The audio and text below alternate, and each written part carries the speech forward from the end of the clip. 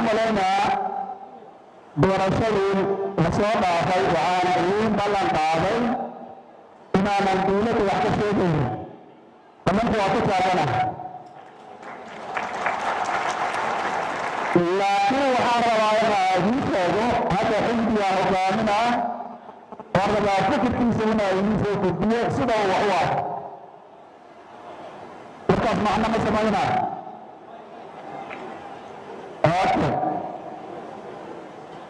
dowladnimo waxaa asal u ah heshiis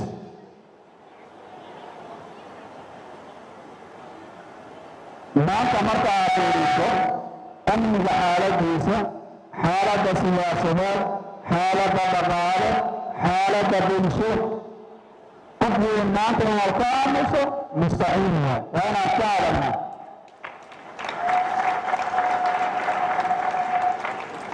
uga mahadnayno inaan dowladda dhaleecaynayno waa ognaha culayskiyaada laakiin waxaan rabnaa inaan sheego sida aan aaminsanna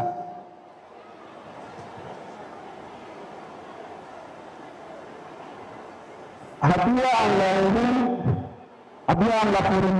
aragtida siyaasadeed haddii aan xurriyaadka dadka la damaano qaadin waxaan aaminsannahay inaan wax badan laga bedeli karin xaaladda hadda uu dalku ku jiro markaa waxaa hortaagan mu'asasaadka dowladda ama institushiinada ama hay-adaha dowladda oo aan awood buuxda u lahayn adeegii loo idmalo inay qabtaan waxaan ku soo jirnay malaha 30 sano oo dagaala maskaxdeenna mar walba waxaa laga yaabaa inaysan la soconin xaaladda hadda la joogo oo waxaa ku rajaysgaraysanay yihiin 20 sano kor oo wax ahaa waxaan u baahannahay inaan dib u update garayno xaaladda aan joogno qiimayno ka fikirno maxaa ummadda soomaaliyeed dalwa qof kastoo maanta xil loo dhiibo waxaa la saaray mas-uul waxaa la saaray culays waxa la qabo karaa waa qiimo yihiin xaqiiqo waa laakiin soomaalidu waxay jecel yihiin inay fursad u helaan ra'yigooda waa wax fiican waxaan aaminsana waa wax u baahan inaan dhiiri gelino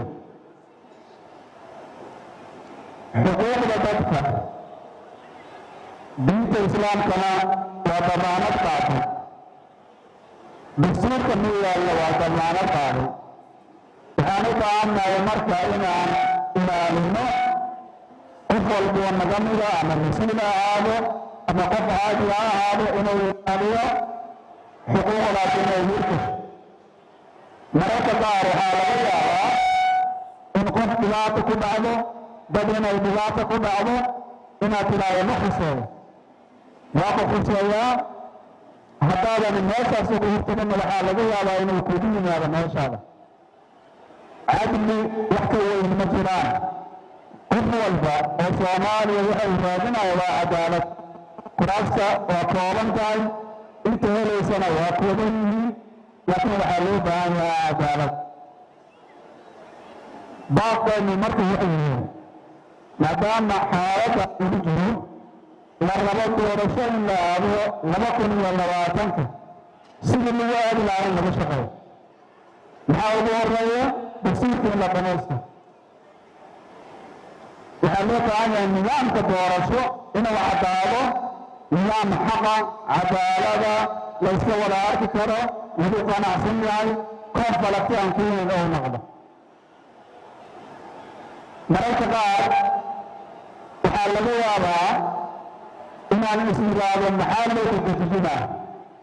waxaa loo dadejinaa caddaan la-aanta habka doorashadu dhacaysa iyo waktigeeda waxay daciifinaysaa hay-adaha dowladda marka dowladda iyo dadka kale oo siyaasadayna ka qayb qaataan raba iyo dadka soomaaliyeed waxaa u fiican xilli hore inay waxaanu caddaadaan oo yaa ka shaqaynaya waxaa ugu horeeya dowladda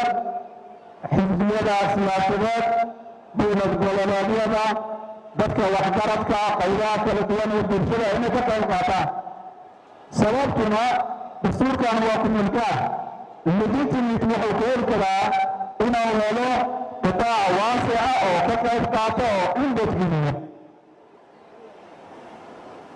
waxaan rabaa inaan dul istaago kala baxsanaanta hay-adaha dastuuriga oo ka dhawaajiyo walaalkii gudoomiye jawaari hay'adda baarlamaanka iyo garsoorka iyo fulinta inay kala baxsanaadaan waa wax hore loogu soo gudbay waa wax la wada arkay maanta uma taanin hay-aduhu inay hal meel ku aruuraan waxaan u baahannahay hay-ad kasta in awood loo siiyo shaqadii loo xil saaray oo si saxa u gudato waxaan ognahay amniga magaalada muqdisho iyo guud ahaan soomaaliya inuu hoos u sii dhacayo marka ciidamada la tiriyo oo tiro badan yihiin cadowga marka la fiiriyo awooddiisu waa kooban tahay waxaa jooga ciidamo ajnabi ah oo diyaar waa inay caawiyaan haddana weli wixii la firay iyo waxa lamida waa ma jiraan marka mararka qaar xalka ka fikirayso waa inaad ka fikirtaa maxal dhabaha mise waa xal mashaakil soo abuuraya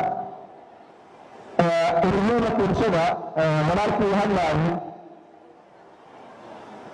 codsigay soo gudbiyey oona ku saabsan magaalada muqdisho ama soomaaliya guud ahaan aniga waxaan isleedahaa codsi aan loo gudbi karin magaalada inay sidaan u xirxiraato amnina aysan jirin annaga waxaan ninka xagga fadhiyo shariif shuuquna xildhibaanka ah isagoo 20 jir adeena maalin shaqaynayo waagii aan joognay in al-shabaab meeshaan laga saaro abdullaa isla tagnay waa lagu guulaystay iyadaha amniga waa inay wada shaqeeyaan shacabkuna waa inay taageeraan dowladda waa inaan dareennaa inay la dagaalamayso al-shabaab mararka qaar waxaan naqanaa shabaab al rabaa in lagu heshiisiiyo dekadda muqdisho shabaab canshuur ka qaadanaya anuu ma garan sidaa uga heshii karto shabaab waxay u baahan yihiin in lala tiriro hay-ado ay ka cabsadaan ay yimaadaan dadka loo abaabulo dhinacaanaan diyaar ka nahay inaan ka qayb qaadano gacan ku siino dowladda wixii karaan keenaa